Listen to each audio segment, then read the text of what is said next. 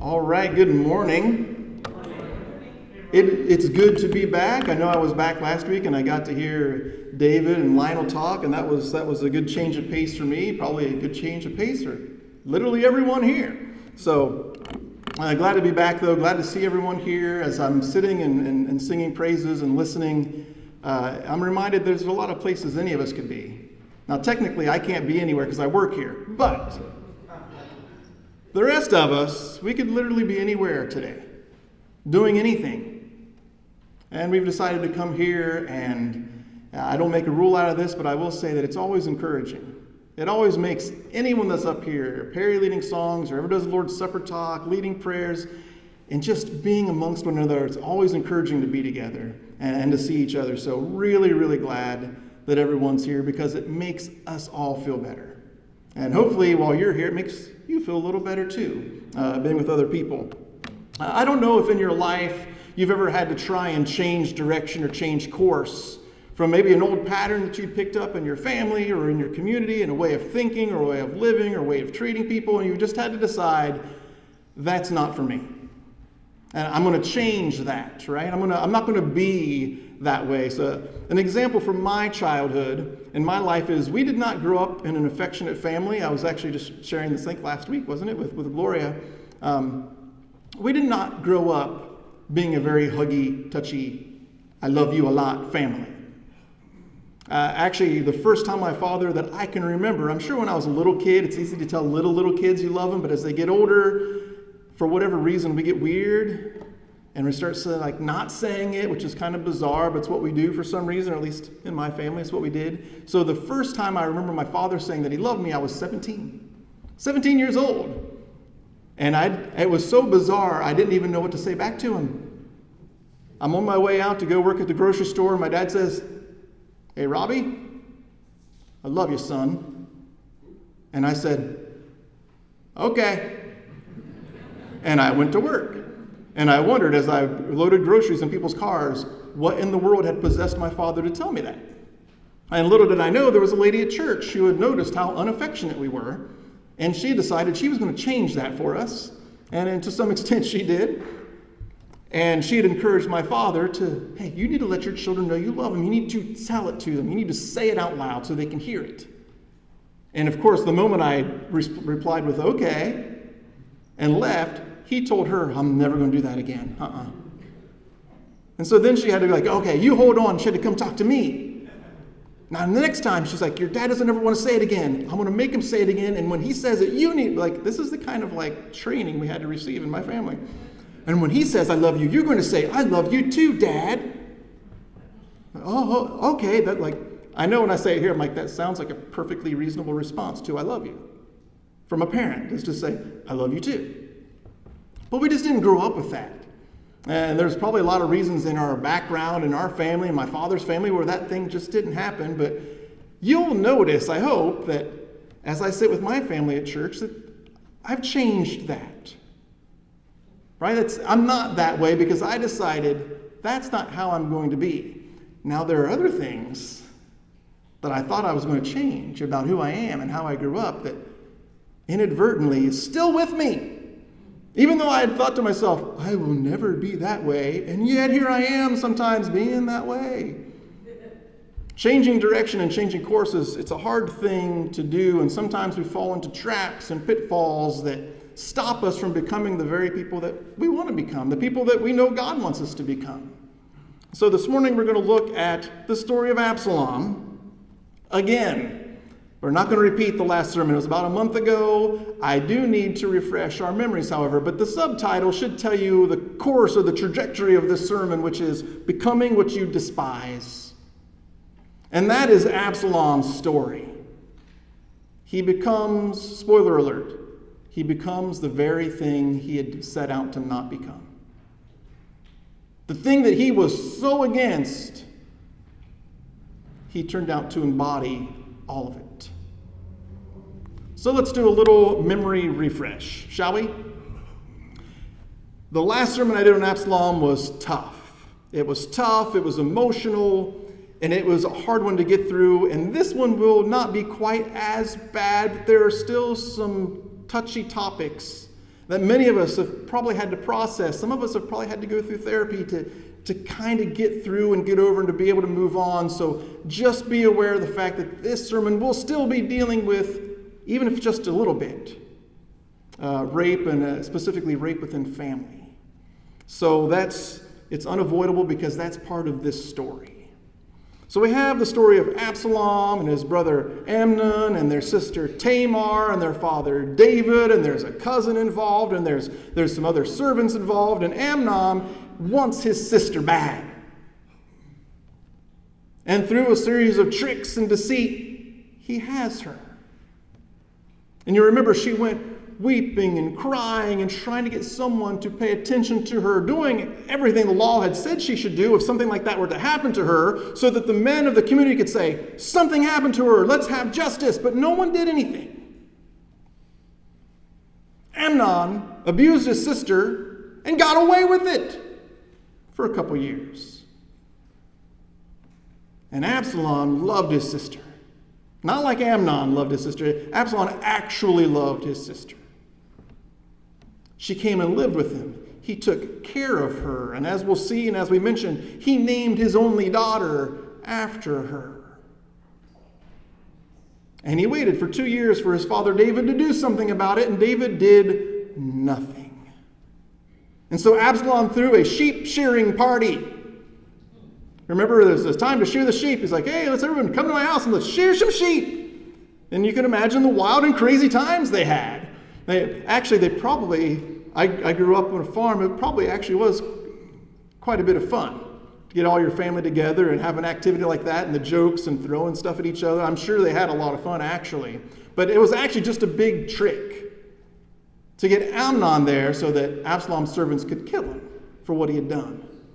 Because David wasn't going to do anything, you'll remember. And so that's what they did. Absalom goes on the run. Remember, the purpose of his action was to exact not revenge, but justice. Because the law had called for Amnon to die, and no one wanted to do it. And so he's not being vengeful and spiteful, he's being just. And his whole pursuit and his whole purpose for everything that he's doing from that point forward at least begins to be, I want to see justice in the world because I have an experience where there was no justice. And that is his impetus. That is what is forcing him and kind of moving him forward in this direction. But Absalom goes on the run, and he hangs out in this town for a couple of years. He's not hiding. He's just kind of far enough away that people don't really want to have to mess with him. Okay, you stay over there, it's fine. We'll just, again, pretend nothing happened. David is there in Jerusalem. He's mourning the entire situation. He's sorry about everything that's happening. We don't know exactly why, but he's saddened by everything. What specific thing made him sadder than another, we don't know, but he was not happy about anything that had happened. And he kind of has this love-hate relationship with Absalom. I don't know if you have that, where there's somebody in your life you're like, I do not want to see that person, but if I ever see him again, I'll probably give him a hug. I don't know if you have anyone in your life like that, but that's kind of where David is. He doesn't really want to see him because he knows if he sees him, he'll probably forgive him.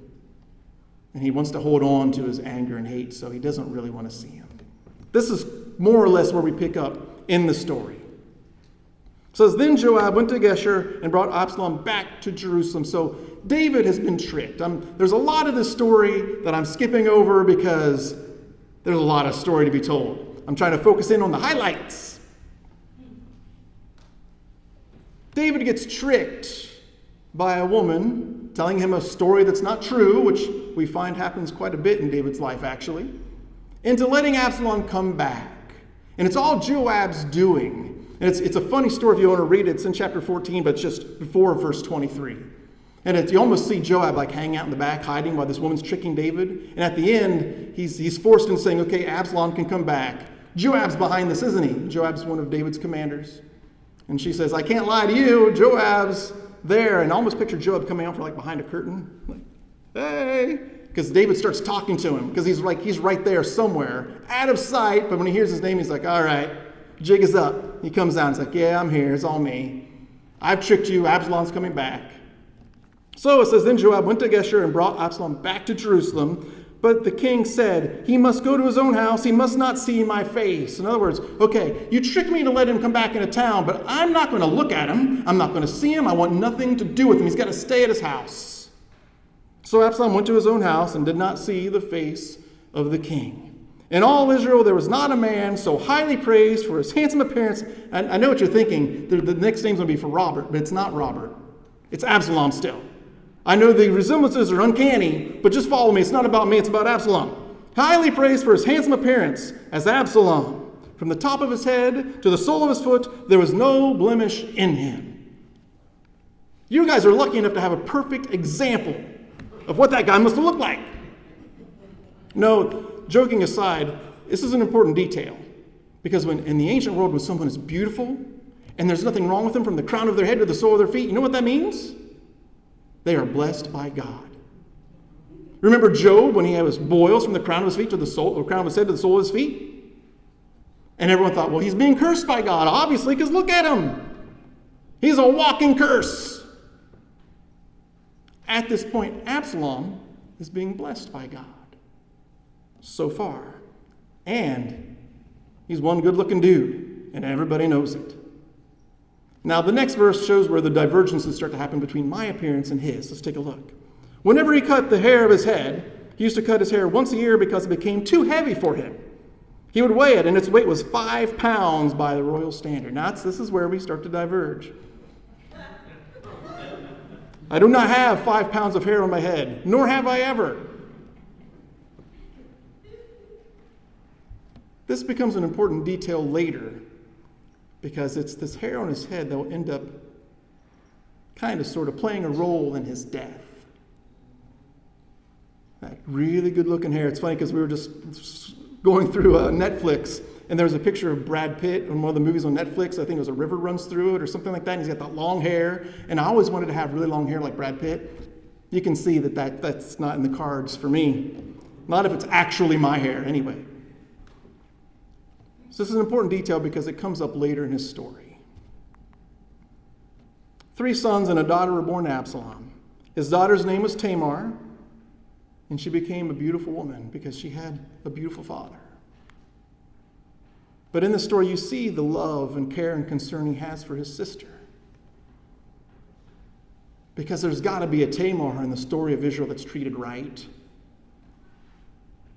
Remember Genesis 38, Tamar and Judah, he had the 3 sons, and the first son married her, and he died because he was evil, and the second son married her, and he wouldn't get her pregnant, and so he died because he was evil, and then Judah wouldn't give her the last son because he's like, she's killing off my kids.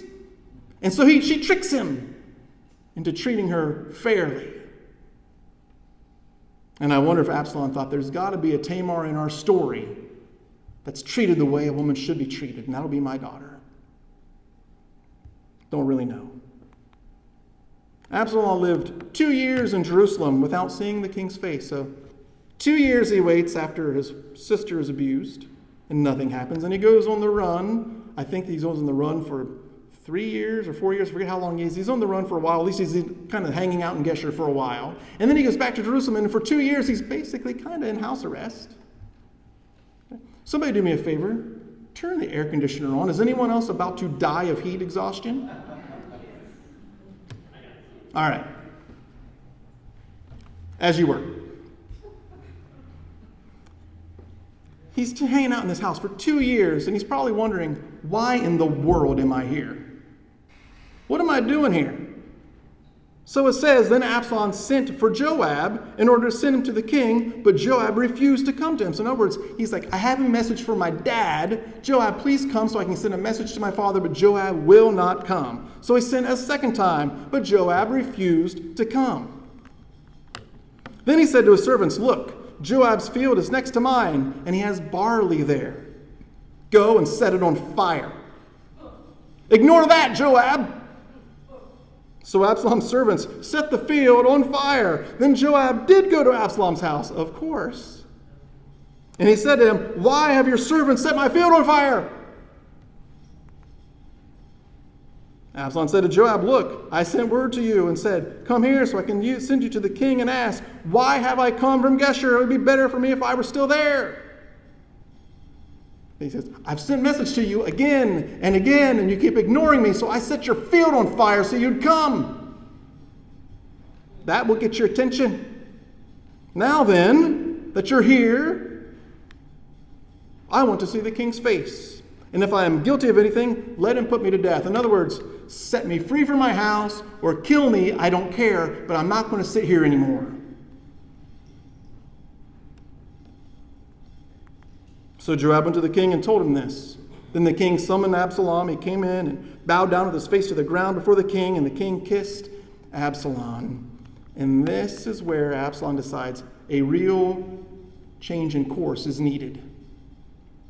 Because my father will just sit around and do nothing until he's dead. We have weird stories about David. We have stories where David appears to be this super brave, mighty warrior, kills Goliath with a single stone. And we also have stories of David where he basically says, let's just pretend nothing happened. My son's under house arrest, so I'm just going to ignore that forever. And King David's on the run a lot too, if you ever noticed that. He's always running away. He'll run away here too. And Absalom decides, we need a change in leadership. Never guess who the change should be. Be the change you want to be. No, he wants to be the change. He says, I'm the change. And he starts devising a plan. You may have noticed that Absalom is always devising plans.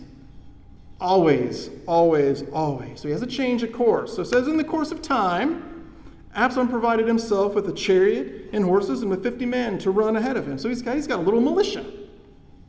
Got a little group of warriors around him, kind of like his dad used to do. This is not the first thing we'll see where he starts to act like his father. He would get up early and stand by the side of the road leading to the city gate. Whenever anyone came with a complaint to be placed before the king for a decision, Absalom would call out to him, "What town are you from?" And he would answer, "Your servant is from one of the tribes of Israel." Then Absalom would say to him, "Look, your claims are valid and proper, but there is no representative of the king to hear you." So in other words, there's no point entering the city because you'll never find justice there. I can hear your complaint. I hear your concern. I understand your concern. He's like a politician. He's out there kissing babies and hugging mamas. Because I understand what you're saying and I agree with you. Something's got to be done. You don't need to go past the city gate, though. There's no one there for you.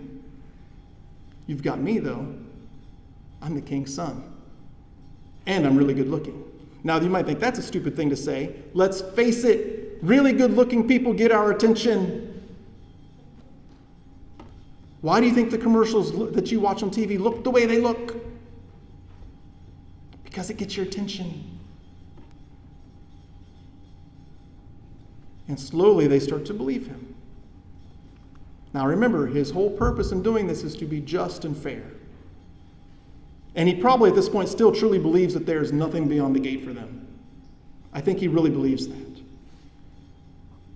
And Absalom would add, "If only I were appointed judge in the land, then everyone who has a complaint or case could come to me, and I would see that they receive justice." Now, I think he believes that. Also, whenever anyone would approach him to bow down before him, Absalom would reach out his hand, take hold of him, and kiss him. Absalom behaved in this way toward all the Israelites who came to the king asking for justice, and so he stole the hearts of the people of Israel. I wonder how long he did this for. A few weeks? A couple months maybe? Actually, we'll find out it's 4 years. But we've discovered something about Absalom, that he is a trickster. He is always tricking people. He tricked his brothers into coming for the sheep shearing party so they could kill his brother. He sets Joab's field on fire. He has all these crazy schemes and these crazy plans, and here he is again, scheming, tricking people. He is a trickster. The trickster theme is something that's throughout the Old Testament. There's always somebody tricking somebody with a story, with an action. I mean, think about we already looked at Jacob and Esau, and Jacob's name basically means it's the heel. He's the trickster. That's his role. He's a trickster all throughout his story. Tamar in Genesis 38, she was a trickster. There's a story of the Shechemites, which we have not looked at because it's even a little weird for me, where the sons of Judah convinced these Shechemites to get circumcised, and then they go and kill them while they're still healing. That story. They trick them. Tricksters are all throughout Scripture. You have the serpent in the garden, trickster. Absalom is a trickster. He's always scheming, always planning. At the end of 4 years, so he does this for 4 years. There's probably not a tribe or clan that has not seen Absalom there at the city gate. Absalom said to the king, "Let me go to Hebron and fulfill a vow I made to the Lord. While your servant was living in Geshur and Aram, I made this vow. If the Lord takes me back to Jerusalem, I will worship the Lord in Hebron." So actually he's been there for 6 years. And now he wants to fulfill the vow after 6 years? Sounds like a trick! And it is. The king said to him, "Go in peace." So he went to Hebron, and Absalom sent secret messengers throughout the tribes of Israel to say, "As soon as you hear the sound of the trumpets, then say, 'Absalom is king in Hebron.'" He's taken over. This has been his plan all along. And remember, the impetus of his plan was the fact that his father had been so unjust, he believed that no one could come to Jerusalem and receive justice, so now he is going to do what his father would not. He's going to fulfill where his father had fallen short. Or at least that's his plan. 200 men from Jerusalem had accompanied Absalom. They had been invited as guests, and they went innocently. They had no idea what they were doing, but there's this whole group of people. And so when they say, Absalom is king, everyone believes it because there's all these people. They know nothing about the matter. They're tricked into being there. While Absalom was offering sacrifices, he also sent for Ahithophel, the Gilonite, David's counselor, to come from Gilo, his hometown. And so the conspiracy gained strength, and Absalom's following kept increasing. Now, we won't spend any time on Ahithophel because we don't really have time for that in this sermon, but he's an interesting character. He's probably Bathsheba's grandfather. I wonder how happy he is with David. I wonder what kind of advice he's giving, as maybe he's tricking too. We'll find out later, they treat every word he says as one who inquires of the Lord. In other words, they treat every word he says as someone who has a special connection with God and God speaks to them. That's how they treat his word. We won't spend much time on him. I just wanted to mention that as a side note. Interesting guy. No time this morning to look at him. His conspiracy is gaining strength. And David goes on the run. He's out of here. And actually, while he's running, he will say things like, maybe this is God's will after all. He's not going to fight his son. He says, if God wants me to be in Jerusalem somehow or another, he'll bring me back. And if not, I won't go back. It'll all work out one way or the other. Maybe I'm being punished. Maybe I deserve this. And David had a list of things he could think of that might lead him to believe that. The incident with Bathsheba, what he did to her husband. David would go through towns and pick up wives like he's picking flowers. Maybe he's thinking, maybe I just had this coming. We'll just see how it plays out. David goes on the run. And Absalom is happy, but he is not content. He wants to be in charge of everything. He's happy his father is gone, but he's got to rule everyone, everywhere in the nation of Israel. So he's happy, but he's not done. He's got more work to do. Meanwhile, Absalom, while his father's on the run, Absalom and all the men of Israel came to Jerusalem, and Ahithophel was with them. Absalom said to Ahithophel, "Give us your advice. What should we do?" Now, pay attention to the things that Absalom starts to do. Ahithophel answered, "Sleep with your father's concubine." So this is important. So when David left, he has 10 concubines that he leaves in charge of the palace. Now, how that all works out, I don't know. And I was talking to Kathy Woods about this morning. It's like sometimes we hear the word concubine and we almost think of them as if they're not real people with a real past and with real connections and with real family. We kind of like isolate them in our heads, and we don't really think of them in a way of, these are people, these are somebody's children. These are somebody's sisters, or maybe they're the aunt of someone. David leaves and says, you guys are in charge. So Ahithophel says, sleep with your father's concubines, whom he left to take care of the palace. Then all Israel will hear that you have made yourself obnoxious to your father, and the hands of everyone will be with you will be more resolute. Now this is a very nice way or polite way of saying, go and rape those 10 women.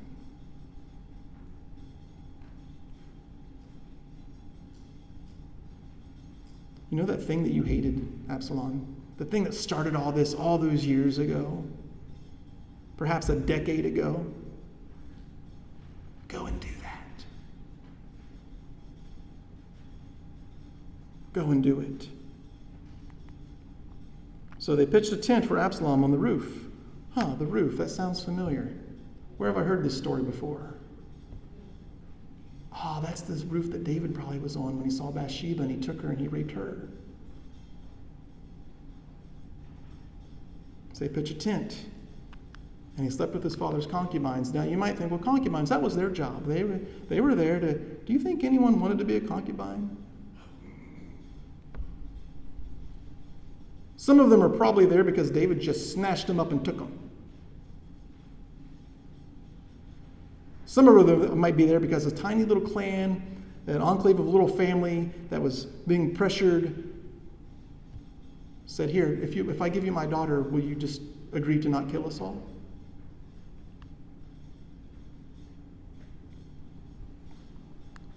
And so they pitch a tent on the roof where David saw Bathsheba, and there on that same roof, more than likely, he sleeps with these 10 women in the sight of all Israel, because that's what they want to. Hey, everybody look. Now, in those days, the advice Ahithophel gave was like that of one who inquires of God. The ones who inquire of God in this sense are usually the high priest. And they would take every word he said as though it came directly from God himself. That is how both David and Absalom regarded all of Ahithophel's advice.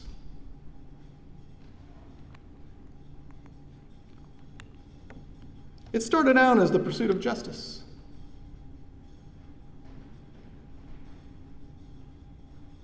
We're going to make things right. We're going to do things better. We're going to do things different. Here's how we're going to do it. We're going to organize ourselves this way. But if you're not careful, you will become the thing that you hate.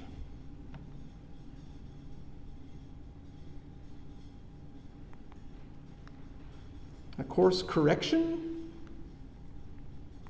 It's more like the same direction.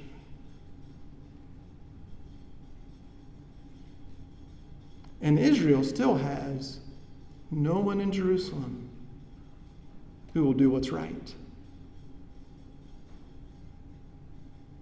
Because Absalom has become just like his dad.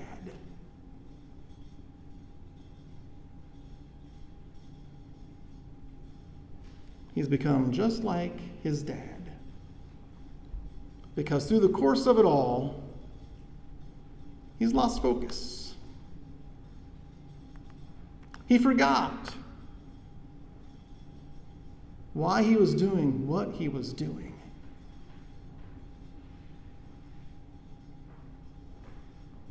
And it reminds me of that old, I think it's Harry Chapin song, Cats in the Cradle and the Silver Spoon, that one.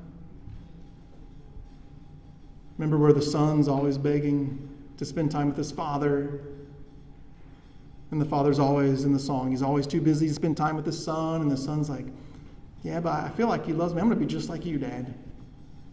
I'm going to be just like you. And in the passage of time, the father wants to spend time with the son as the father's getting older, and the son's like, I would love to, Dad, but I got a lot of things to do. And he says, the boy's just like me. It's just like me.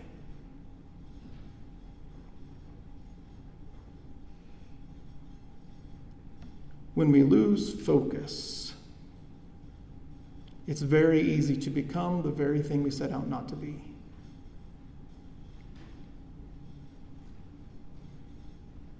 Interesting example from our own movement. If you're visiting this Church of Christ, you may or may not know much about our history. It's called the Reformation movement.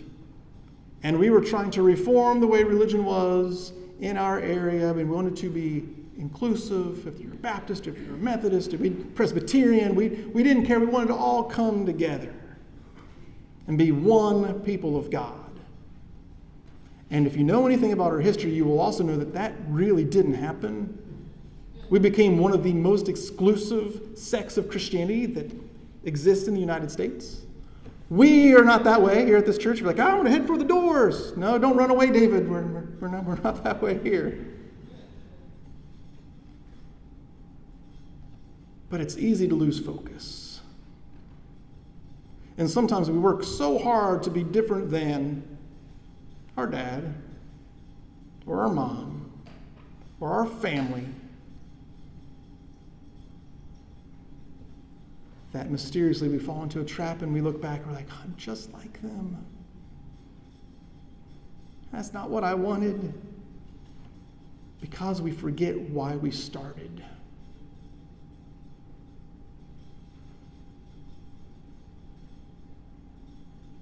And I wonder if Absalom, I don't think he ever realized this, but I wonder if he ever did. If he ever looked back and thought, I think I went about this all wrong. I think I went about this all wrong. Now, I don't know what you're going through in your own life. But you might be at a point in your life where you're pursuing something because you were tired of the way something was done. At work, at school, I don't know where, in your family. And this story should serve as a warning to us. It's fine that things need to be different. Glad that you see an injustice. Glad that you want to do something about it. But be careful. Because you might fight so hard against it that you've forgotten what you're fighting for. And in your attempt to be less hateful, you've become more hateful. So be warned. Remember, the overarching theme of this entire series of Overlooked is finding wisdom in I can't remember how I worded that actually. It's finding wisdom in unfamiliar places. The story of Absalom may be wholly unfamiliar to you. It's more familiar now than it was. But I pray that we find some wisdom here, so we know how to live better with our own families, with our own children, in our own communities, in our own church.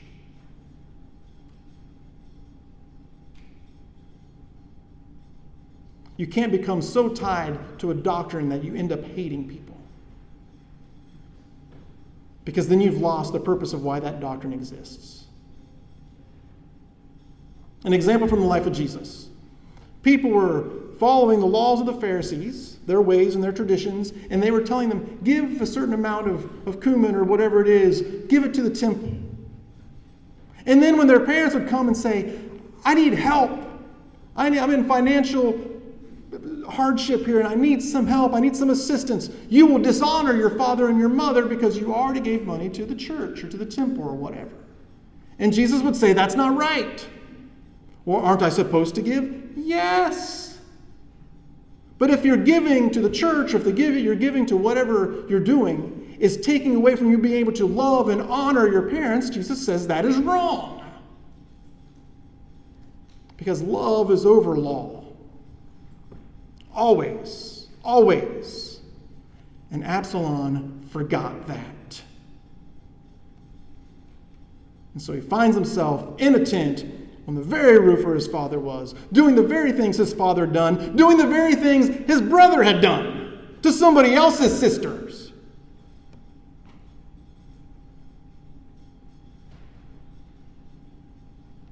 Don't be hypocritical in your actions and in my actions. Don't lose focus of your goal. Amen? All right, let's be standing.